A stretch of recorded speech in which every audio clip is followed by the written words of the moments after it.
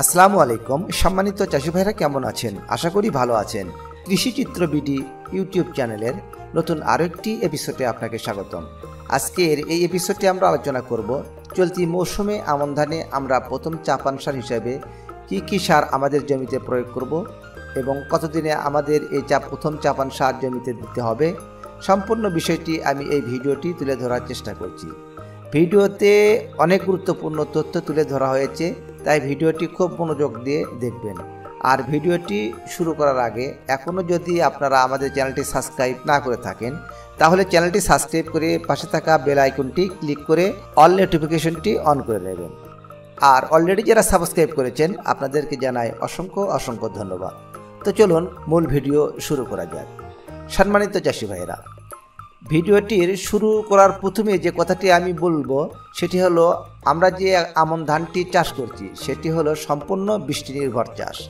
আর ধানের ক্ষেত্রে প্রচুর পরিমাণের পানি লাগে, তাই এই আমন ধানের বৃষ্টির ওপর নির্ভর থাকার কারণে বর্ষার সময় এই ধান চাষ করে আমাদের পানির ঘাটতি পূরণ করে দেয়। কিন্তু যদি আমাদের পর্যাপ্ত পরিমাণে বৃষ্টি না হয়, তাহলে কিন্তু আমাদের জমিতে পর্যাপ্ত পরিমাণে পানি দিয়ে রাখতে হবে এবং সেটি ধান গাছের বয়সের সাথে সাথে পানির যে গভীরতা, সেই গভীরতা কিন্তু আপনাকে মেনটেন করে চলতে হবে। সম্মানিত চাষি ভাইরা, আমরা যদি গভীরতাকে মেনটেন করে আমরা এই ধান চাষ করতে পারি, তাহলে কিন্তু আমাদের ধান গাছের প্রথম অবস্থায় পাশকাঠির বৃদ্ধি দেখা যাবে। প্রথম কথা হলো, আমাদের জমিতে ধানের পাশকাঠির যে বৃদ্ধি ঘটে সেই সময়টি হলো 10-12 দিন থেকে শুরু করে আপনার 30 থেকে 35 দিন পর্যন্ত ধানের পাশকাঠি বৃদ্ধির দিন বা সময়। এটি ডিপেন্ড করে সম্পূর্ণ ধানের ভ্যারাইটির ওপর বা জাতের ওপর। কারণ শর্ট টাইমের ধান হবে, সে পাশকাঠি তার দ্রুত বৃদ্ধি ঘটবে, অর্থাৎ টাইম কম নেবে, এবং যত লং টাইমের ধান হবে সেখানে সে বেশি সময় ধরে পাশকাঠি বৃদ্ধি ঘটাবে। সম্মানিত চাষি ভাইরা, প্রথমে আমাদের যেটি করতে হবে সেটি হলো, আমরা ধান গাছ লাগানোর পর থেকে জমিতে ধান রোয়া বসানোর পর থেকে 8 থেকে 10 দিন পর্যন্ত আমাদের জমিতে 2 থেকে 3 সেন্টিমিটার গভীর জল রাখতে হবে। 30 থেকে 35 দিন পর্যন্ত, অর্থাৎ 10 দিন পর যখন আমাদের ধানের পাশকাঠি বৃদ্ধির সময়, এ সময় 10 থেকে 35 দিন পর্যন্ত আমাদের ধানের জমিতে 5 সেন্টিমিটার পানি রাখতে হবে। তাহলে দেখা গেছে যে ধান গাছের অধিক পরিমাণে পাশকাঠি বৃদ্ধি ঘটে। এছাড়া আমরা যদি জমিতে মই বা বাঁশ টেনে দিই, তাহলেও দেখা গেছে আমাদের পাশকাঠির সংখ্যা অনেক পরিমাণে বৃদ্ধি হয়। সম্মানিত চাষি ভাইরা, এবার আসি আমরা আমাদের জমিতে কি চাপান সার ব্যবহার করব। এই চাপান সার হিসাবে ধানে আমাদের জমিতে অধিক পরিমাণে পাশকাঠি বৃদ্ধি করবে এবং যার ফলে আমরা আমাদের ধানের ফলন বেশি পাব। প্রথমে একটা কথা বলি, সেটি হচ্ছে ধানের 2টি পর্ব, একটি হলো অঙ্গজ পর্ব আর একটি হচ্ছে জনন পর্ব। এই যে প্রথম থেকে আমরা আমাদের ধানের 30 থেকে 35 দিন, যে সময়টা আমাদের ধানের পাশকাঠির সংখ্যা বৃদ্ধি বা পাশকাঠি বা কুশির সংখ্যা বৃদ্ধি ঘটে, এটি হচ্ছে ধানের অঙ্গজ পর্ব, অর্থাৎ শাখা প্রশাখা বিস্তার করে তার অঙ্গ বিস্তার করে।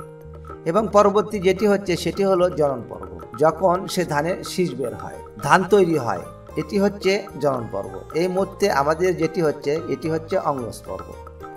এখন আমাদের ধান গাছকে আমাদের পরিমাণ মতো সার আমরা যদি ব্যবহার করতে না পারি বা যদি অঙ্গজ পর্বে ঠিকঠাক মতো তৈরি করতে না হয়, আমরা কিন্তু ধানের ফলনের আশা করতে পারি না।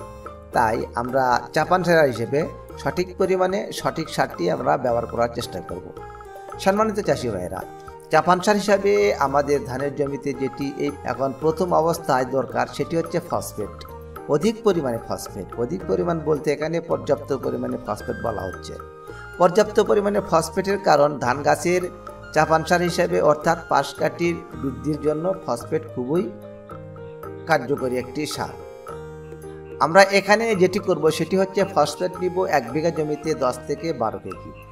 আর যদি আপনার নিকটে বা হাতের কাছে ফসফেট না পান, তাহলে ডিএপি নেবেন 1 বিঘা জমিতে 8 থেকে 10 কেজি। তার কারণ ডিএপিতে ইউরিয়া সারের পরিমাণ থাকে 18 থেকে 20%, এবং সাথে এমওপি বা পটাশ, অনেকে লাল সার হিসেবে চেনেন, এটি নেব 1 বিঘা জমিতে 5 থেকে 7 কেজি। এবং আমাদের জমিতে যদি পর্যাপ্ত মোটামুটি বৃষ্টি হয়, সেসব জায়গায় পর্যাপ্ত পরিমাণে বৃষ্টিপাত অঞ্চলে আমরা 10 কেজি ইউরিয়া নেব। নাইট্রোজেন আমাদের জমিতে দরকার আছে ধানের জমিতে, এবং যদি আমরা আবার বেশি নাইট্রোজেন দিয়ে থাকি, অর্থাৎ যেখানে দেখা গেল যে অধিক পরিমাণে বৃষ্টি হচ্ছে সেখানে আমরা নাইট্রোজেন পরিমাণটা কম নিতে হবে, কারণ না হলে ধানের পাতা চড়া হয়ে যাবে, ধানের পাতা বেশি হয়ে যাবে, যার ফলে আমাদের পরবর্তীতে ধানের শীষ কম দেখা যাবে। তাই এইটা আপনারা খেয়াল রাখবেন। সঠিক পরিমাণে আপনারা ইউরিয়া দেওয়ার চেষ্টা করবেন। তো এখানে আমরা ইউরিয়া নিব 10 কেজি, সাথে আমরা অনুখাদ্য দিব 1 কেজি।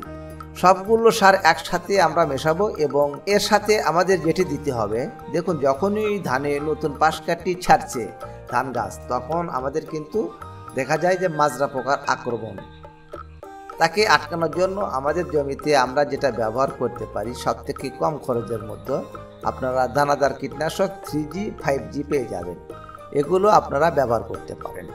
এবং সব থেকে ধানের ক্ষেত্রে যেটি কার্যকর সেটি দেখা গেছে যে বায়ার কোম্পানির আপনারা রিজেন্ট দানা ব্যবহার করতে পারেন। এখানে প্রতি 1 বিঘা জমিতে 1 কেজি রিজেন্ট দানা ব্যবহার করতে পারবেন সম্মানিত চাষি ভাইরা।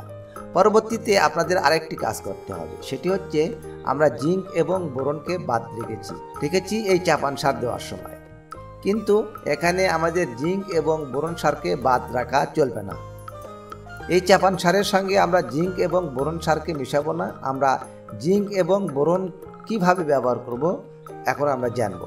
এখানে জিঙ্ক এবং বোরন সার আমরা ব্যবহার করব যেদিন আমরা প্রথম চাপান সার দিব তার ঠিক 2 দিন পরে জিঙ্ক এবং বোরন সার আমরা গাছে স্প্রে করে দেব। আর আমরা স্প্রে করব হয় খুব সকালে, না হয় পরন্ত বিকালে। তো সবচাইতে ভালো হয় যদি আপনারা পরন্ত বিকালে এই জিঙ্ক এবং বোরনকে স্প্রে করতে পারেন। সেখানে আমাদের জিঙ্ক এবং বোরনের পরিমাণ কত হবে এখন আমরা জেনে নেব। আমরা প্রতি লিটার পানিতে 1/2 গ্রাম জিঙ্ক এবং বোরন প্রতি লিটার পানিতে 2 গ্রাম করে ভালোভাবে মিশিয়ে আমরা স্প্রে করব। সম্মানিত চাষি ভাইরা, এতক্ষণ আমরা আলোচনা করলাম আমরা আমন মৌসুমে আমন ধানের 1 বিঘা জমিতে প্রথম চাপান সার হিসাবে আমরা কোন কোন সার দেব এবং কি পরিমাণ দেব, কি অনুখাদ্য দেব, কখন দেব, বিস্তারিত আলোচনা করা হলো। এতে যদি আপনাদের বুঝতে কোনো অসুবিধা হয় তাহলে অবশ্যই কমেন্ট করে জানাবেন, আমি চেষ্টা করব আপনাদের প্রশ্নের উত্তর দেওয়ার জন্য। আর আজকের ভিডিওটি যদি আপনাদের উপকারী মনে হয় তাহলে অবশ্যই চ্যানেলটিকে সাবস্ক্রাইব করবেন এবং অন্য চাষি ভাইদের মধ্যে বেশি বেশি শেয়ার করবেন। আজকের ভিডিও এই পর্যন্তই, কথা হবে পরবর্তী অন্য কোনো নতুন এক এপিসোডে। সে পর্যন্ত সবাই ভালো থাকবেন। আল্লাহ হাফেজ।